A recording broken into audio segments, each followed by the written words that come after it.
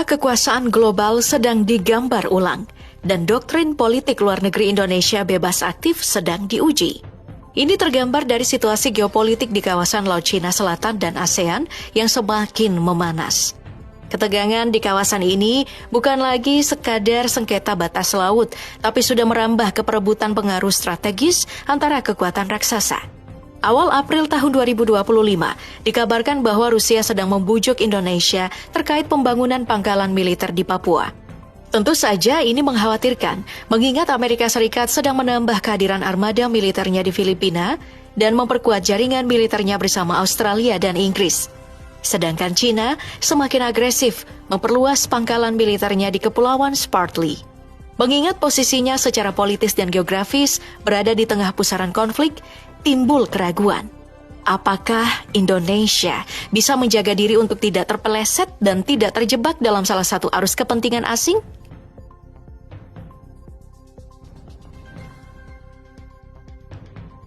Posisi Indonesia secara geografis bukanlah kaleng-kaleng. Sebagai pintu gerbang dan penghubung dua samudera besar, Hindia dan Pasifik, alur laut Kepulauan Indonesia atau ALKI merupakan jalur laut yang sangat ramai dan menjadi urat nadi perekonomian global. Lebih dari 40% lalu lintas pelayaran dan perdagangan dunia melintasi 3 koridor ALKI, yakni Selat Malaka, Laut Jawa, dan Laut Banda. Ini artinya posisi Indonesia sangatlah vital. Tak heran bila negara-negara besar sudah lama mengincar Indonesia dengan menempatkan pangkalan-pangkalan militernya di jarak yang cukup dekat dengan wilayah Indonesia. Bagi Amerika, pangkalan-pangkalan ini selain untuk mengepung Cina juga menjaga jalur dagang dan status quo ala Pax Americana. Sementara bagi Cina, pembangunan pangkalan militer ini adalah bagian dari strategi String of Pearls atau membungkus Indo-Pasifik dengan simpul-simpul kekuatan. Rusia pun tidak ingin terjepit dengan situasi geopolitik mendatang, sehingga memutuskan menjangkau titik-titik vital di kawasan untuk menyeimbangkan pengaruh Amerika Serikat dan China terkait akses terhadap jalur perdagangan dan sumber daya alam.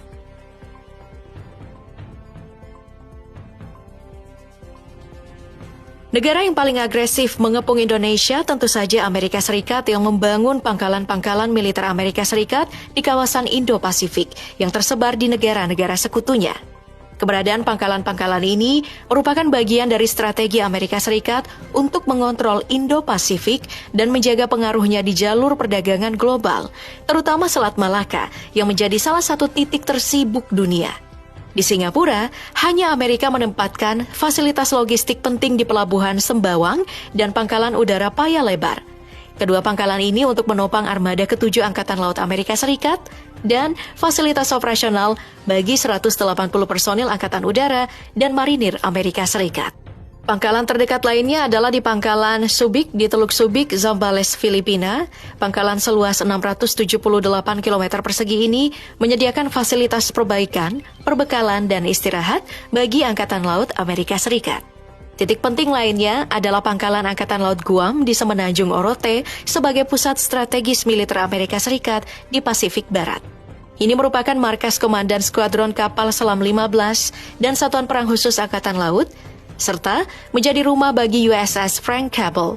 Sementara itu, Pangkalan Angkatan Udara Anderson Diego menjadi basis utama bagi operasi penerbangan dan logistik, termasuk Skuadron HSC-25. Letak Guam yang strategis memberi Amerika Serikat akses langsung ke Laut Cina Selatan, Korea, dan Selat Taiwan, menjadikannya pintu gerbang utama di kawasan Pasifik. Tak cuma itu, Amerika juga punya Pangkalan Diego Garcia di Samudra Hindia. Pangkalan seluas 44 km persegi ini menampung 3.000 personil militer dan sipil yang menyediakan layanan dukungan logistik untuk pasukan operasional di wilayah Samudra Hindia dan Teluk Persia. Pangkalan-pangkalan ini memainkan peran penting dalam menjaga stabilitas dan mengantisipasi ancaman dari China di kawasan Asia Pasifik, tapi juga secara nyata menjepit Indonesia dari berbagai sisi.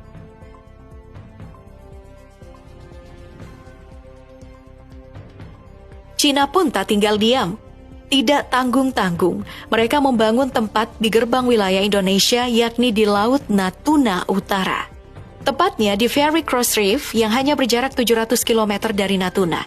Pangkalan ini memiliki landasan pacu sepanjang 3,3 km yang bisa dipakai oleh pesawat pengangkut bom nuklir Shan H-6 yang berkecepatan 1050 km per jam dan berdaya jelajah hingga 6000 km. Jadi hanya butuh 40 menit untuk menjangkau teritori Indonesia dan menerjunkan bom nuklir. Di utara, tepatnya di Provinsi Sihanoukville, Kamboja, sejak tahun 2022, China juga membangun pangkalan militernya yang diberi nama Pangkalan Angkatan Laut Ream.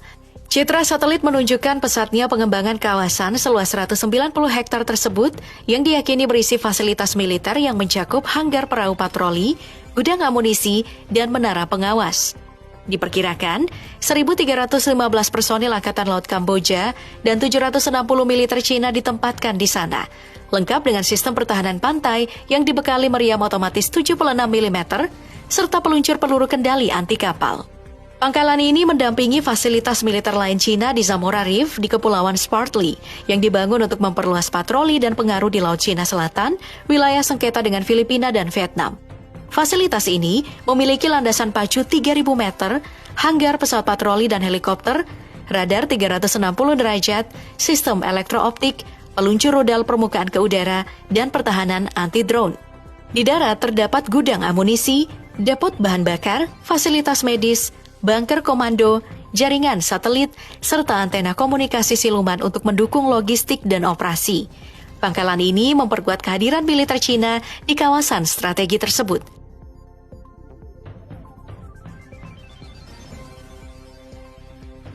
India juga membangun pangkalan militernya di Samudra Hindia, tepatnya di Kepulauan Andaman dan Nicobar yang hanya berjarak 2.692 km ke Indonesia. Ini menjadi pusat kendali operasi darat, laut, dan udara India di Selat Malaka dan Teluk Benggala. Di ujung selatan Kepulauan Nicobar, Pangkalan Angkatan Laut Terempa diperkuat dermaga dalam untuk kapal patroli dan fregat, mendukung hingga kurang lebih 300 personil serta depot amunisi dan bahan bakar. Sementara itu, Pangkalan Udara Bass di Great Nicobar memiliki landasan 2.350 meter yang mampu menampung pesawat patroli maritim P-8I serta helikopter, dilengkapi radar pantai dan hanggar pemeliharaan untuk sekitar 150 awak udara. Secara keseluruhan, kompleks ini menampung sekitar 600-700 personil. Kedua pangkalan bisa dengan efektif memblokade arus lalu lintas di Selat Malaka dan Laut Jawa.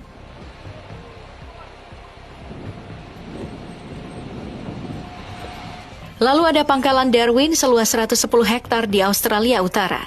Pangkalan berkekuatan 400 personil ini menyediakan pelabuhan untuk kapal perang dan markas bagi Korps Marinir Amerika Serikat, juga landasan pacu pesawat pembom dan pesawat ulang-alik NASA.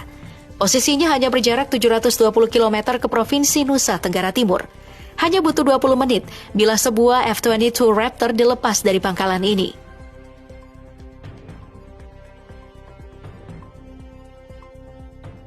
Sementara itu, sebagai anggota Five Power Defense Arrangements di kawasan Indo-Pasifik bersama Amerika Serikat, Australia, Malaysia, Singapura, dan Selandia Baru, militer Inggris juga memanfaatkan pangkalan di Pelabuhan Sembawang. Bekas pangkalan besar Angkatan Laut Inggris ini dibangun pada tahun 1938 dan tetap beroperasi sebagai fasilitas logistik dan pengisian bahan bakar.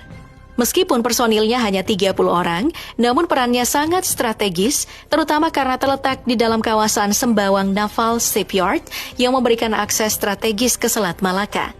Tak cuma di Singapura, militer Inggris juga menempatkan 3 garnison di Brunei, tepatnya di Kem Sitang, Medicina Lines, dan Tucker Lines. Pangkalan ini adalah markas pasukan Gurkha Inggris. Sejak 1980, pasukan ini ditempatkan di lahan milik Shell di tengah kompleks markas berupa 545 apartemen dan bungalow di Kuala Belait. Selain itu, 27 tentara Inggris juga ditempatkan di 3 lokasi lain, termasuk Pangkalan Angkatan Laut Muara, untuk menjalankan tugas seperti analisis citra dan pelatihan penembak jitu.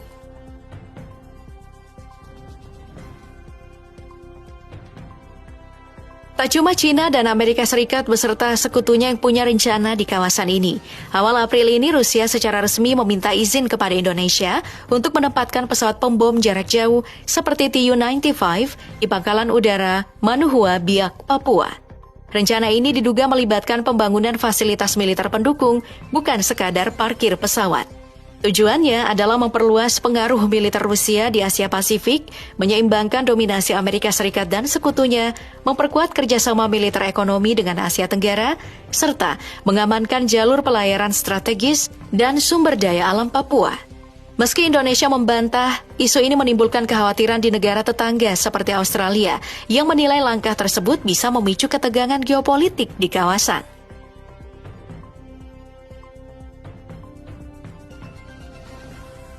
Sikap Indonesia sampai saat ini masih terbilang teguh memegang doktrin politik luar negerinya bebas aktif. Artinya, Indonesia menolak tunduk pada blok kekuatan manapun, tapi juga tidak menutup mata terhadap perkembangan global. Alih-alih mengizinkan salah satu kekuatan membangun pangkalan dan infrastruktur militer di wilayahnya, Indonesia justru memperlihatkan keseriusan dalam penguatan pertahanan nasional untuk memastikan tak satu jengkal pun dari tanah air bisa dijadikan tawar-menawar diplomatik negara asing. Ada 3 fokus utama Indonesia dalam konteks ini, yaitu Natuna, Morotai, dan Papua. Di Natuna, pembangunan pangkalan terpadu dan patroli intensif menunjukkan ketegasan menjaga kedaulatan di Laut Cina Selatan. Lalu Morotai dihidupkan kembali sebagai pangkalan militer strategis untuk memantau Pasifik Barat dan kawasan timur Indonesia. Sementara Papua juga diperkuat, baik untuk menghadapi isu separatisme maupun sebagai titik pengawasan Australia dan Pasifik Selatan.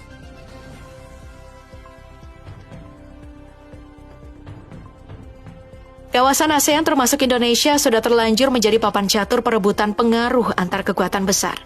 Amerika Serikat, China, Rusia, dan sekutunya masing-masing sedang menempatkan bidaknya dengan tujuan bisa menanamkan dan memperkuat pengaruhnya di Indo-Pasifik. Apapun bentuk konflik dan ketegangan di kawasan ini, bisa saja berubah menjadi seteru militer atau konflik terbuka yang mematikan. Termasuk perang dagang yang sedang berkecamuk antara Amerika Serikat dan China, diplomasi-diplomasi, latihan militer, dan ekspansi investasi asing. Posisi Indonesia bisa dibilang strategis sekaligus ironis. Selain bisa menjadi jembatan dialog antara pihak, Indonesia juga rentan terpeleset jadi korban atau pion semata. Karena itu, kedaulatan harus dijaga dengan kebijakan luar negeri cerdas, militer kuat, dan rakyat yang sadar. Indonesia harus memperkuat pertahanan dan diplomasi bebas aktif agar tetap menjadi pemain utama, bukan korban gejolak geopolitik global.